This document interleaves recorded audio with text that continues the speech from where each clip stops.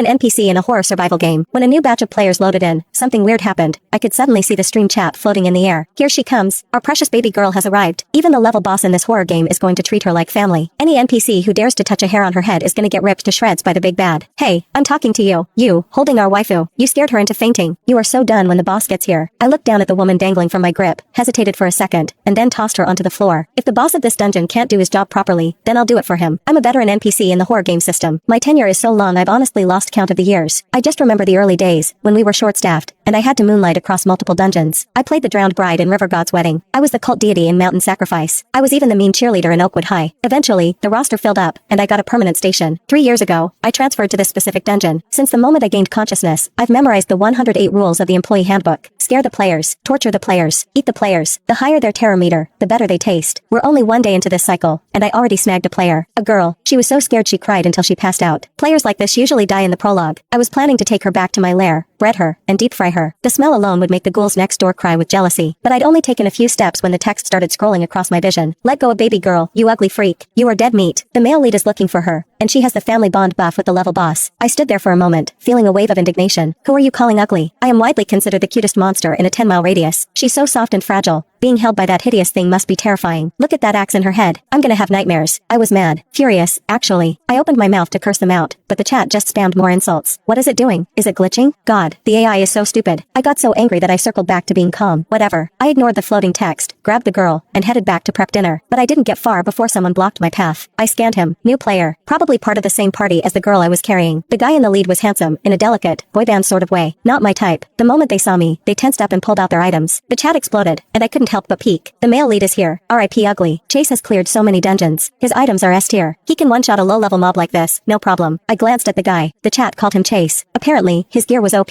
I grinned, ripping the axe out of my own skull. I charged. Screams erupted. Half the players behind him bolted immediately. Sweet, sweet terror points. Come to mama. I sprinted at Chase with a twisted, limping gait. This little combo move usually makes players wet themselves. I learned the walk from the nurse NPC next door. She died jumping off a building and broke her legs, so her walk is naturally janky. When I first mimicked her, she got super offended. It took me lending her my axe as a hair accessory to calm her down. She even gave me tips on how to limp scarier. Chase lived up to his male lead title. He waited until I was right in his face before deploying his item. A blinding white light flashed. I couldn't see anything but the dense wall of chat comments.